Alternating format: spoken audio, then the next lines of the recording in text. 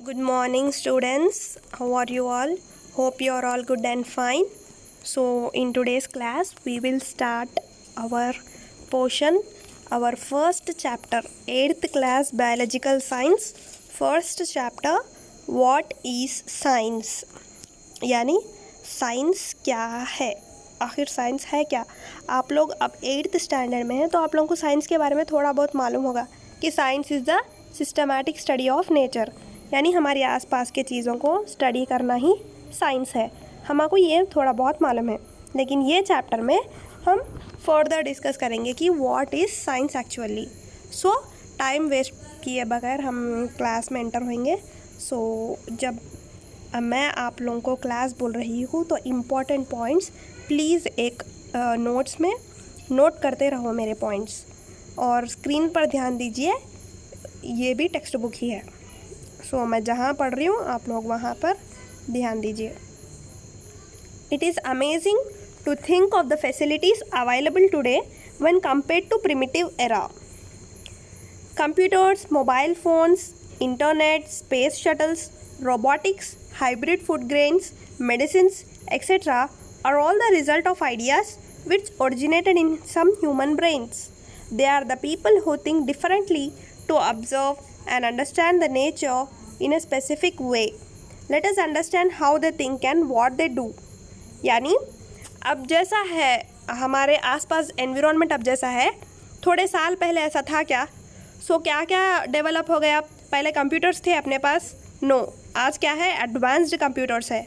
Mobile phones थे पहले? नहीं, आज क्या है? एडवांस्ड मोबाइल फ़ोन्स भी आ गए। इंटरनेट, स्पेस शटल्स यानी ऊपर यूनिवर्स में जो सैटेलाइट्स हम भेज रहे वो, रोबोटिक्स, हाइब्रिड फूड ग्रेन्स यानी हम जो एग्रीकल्चर में जो hybrid variety of food grains उगा रहे वो, और मेडिसिन्स, ये सब पहले थे? नो। हॉस्पिटल फैसिलिटीज़, इतने सारे एडवांस्ड टेक्नोलॉजी पहले थी नहीं थी। तो आज ये रहने का क्या रीज़न है? आज ये कैकू है क्योंकि थोड़े ह्यूमन ब्रेन्स, थोड़े इंसानों के दिमाग में कुछ ज़्यादा आइडियाज़ आने से हमको आज ये फैसिलिटीज़ अवेलेबल हुए। तो दे आर द पीपल, वो हम आम आदमियों की तरह नहीं है, वो उन लोगों का थोड़ा ब्रेन थोड़ा फास्ट चलता, तो ऐसे इंसानों को क्या बोलते हैं हम? Scientist. So what is science? Science is the concerted human effort to understand better the history of the natural world and how the natural world works, with observable physical evidence as the basis of that understanding. It is done through observation of natural phenomenon and or through experimentation that tries to simulate natural processes under controlled conditions. Science is a process of thinking. So what is science? Science क्या है? So science क्या है? Concerted human efforts है, यानी थोड़े humans क्या करें, continuous effort करके ये चीज़ को और बेहतर करना, ये ऐसा है तो इसको और बेहतर करना। तो ऐसा हम क्या करें, नेचुरल वर्ल्ड, हमारे नेचर में जितने भी चीज़ें हैं उनको लेकर हम एक्सपेरिमेंटेशंस करके हम वो चीज़ को और बेहतरीन और बेहतर तरीके से उन लोग इंट्रोड्यूस करें। So it is done through observation of natural phenomenon. तो हम जो देख रहे हैं नेचर में, तो उसको क्या करें, सिर्फ हम देख के नज़रअंदाज कर रहे हैं, लेकिन थोड़े ह्यूमंस क्या करें, उसको ऑब्जर्वेशन। मैं आप लोगों को इंट्रोडक्शन क्लास में भी बताई थी कि फर्स्ट क्या है साइंस में कुछ करने के लिए, तो observation, and the second one will be the questioning, and third one will be the experimentation, fourth में हमारे फाइनल रिजल्ट आता कि कुछ इन्वेंशन होती या फिर discovery. So science is a process of thinking. What is science? Science is a process of thinking. Science is an organized study of knowledge which is based on experimentation. Science is a tool for searching truths of nature. क्या है? Science is a organized study है of knowledge which is based on experimentation.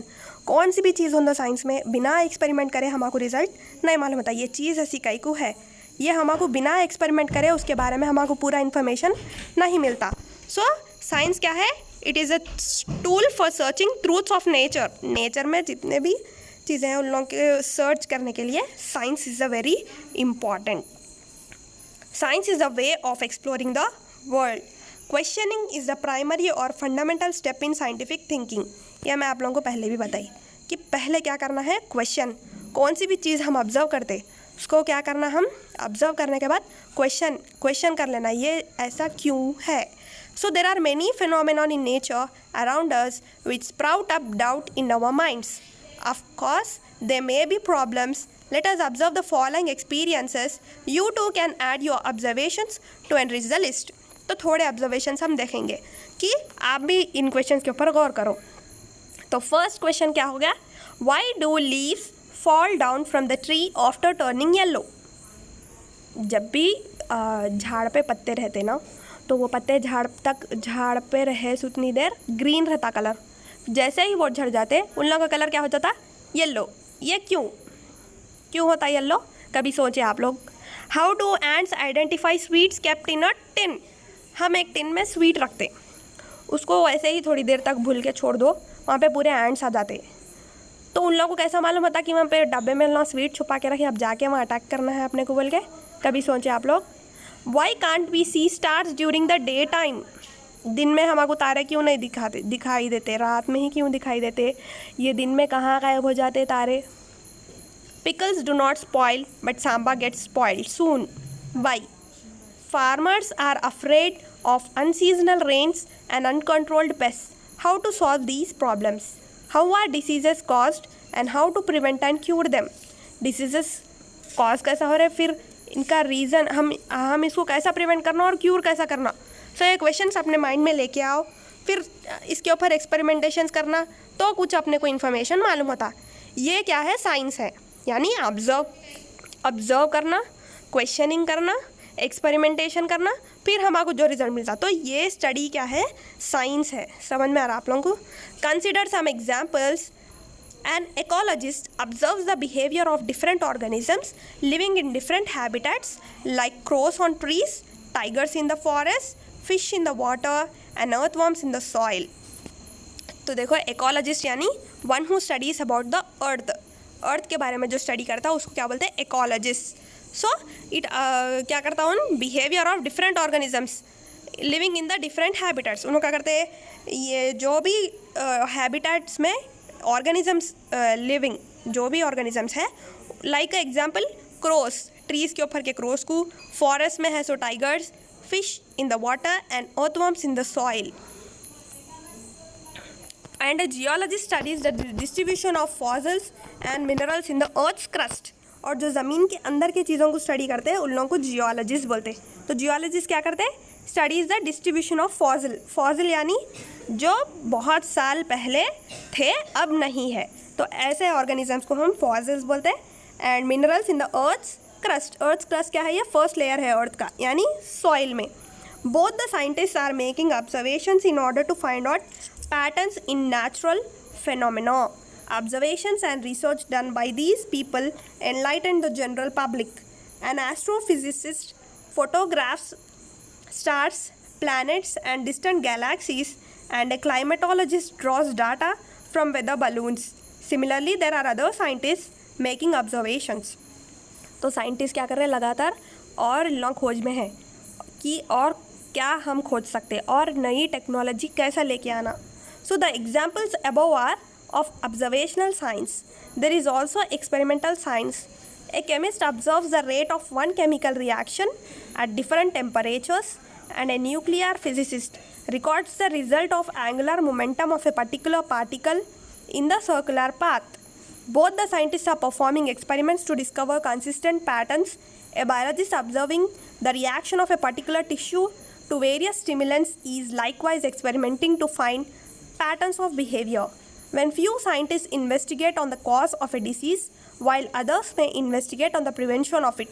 So the findings of a scientist are used as a base for the other scientists. These scientists usually do their work in labs and wear impressive white lab coats. The critical commonality is that all these people are making and recording observations of nature or of stimulations of nature. In order to learn more about how nature works in the broadest sense, we'll study below that one of their main goals is to show that old ideas are wrong and replace them with new ideas instead to explain about nature in a better way.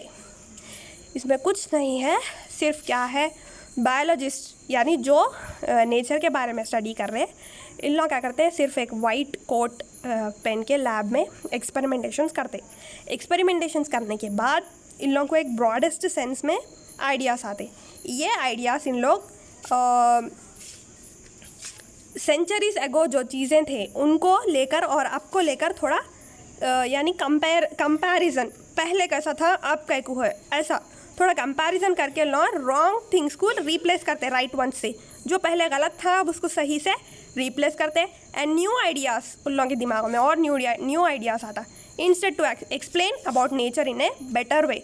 पहले जो थीरीज़ दिए थे दूसरे scientist, तो वो थीरीज़ को इन लोग wrong थीरीज़ को राइट वंस इन लोग जो ऑब्जर्व करे उसको रिप्लेस करते, रिप्लेस करने के और जो नेचर है उसको बेटर वे में एक्सप्लेन करते हैं। समझ में आना आप लोगों को? So the word science comes from the Latin word scientia means knowledge. Science word कहाँ से आया? लैटिन से आया, साइंशिया। साइंशिया का मीनिंग क्या है? Knowledge. What does that really mean? Science refers to a system of acquiring knowledge. This method uses observation and experimentation to describe and explain natural phenomena. The term science also refers to the organized body of knowledge people have gained using that method. Less formally, the word science often describes a systematic field of study or knowledge gained from it. Science क्या है? Science really means इस system of acquiring knowledge. Science क्या है? एक system है जिससे हम knowledge gain कर सकते।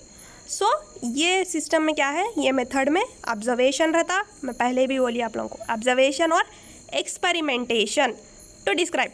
अब जो भी चीज़ हम ऐसे ही ऑब्जर्व करके बोल दिए तो नहीं चलता। साइंस क्या है पूछता? एक्सपेरिमेंटेशन। इस पर तुम एक्सपेरिमेंट करिए क्या, फिर इस पर हमारे रिजल्ट आया क्या। तो the term science also refers to the organised body of knowledge. The term science refers to the organised body of knowledge people have gain using that method. ठीक है ना? तो जब तुम ये मेथड यूज़ कर रहे थे तो तुमको क्या नॉलेज गेन हुई इससे? सो ये क्या है? साइंस है। ओके, आई होप आप लोगों को आज की क्लास समझ में आई होगी। नेक्स्ट क्लास में हम आगे का चैप्टर कंटिन्यू करेंगे। Thank you.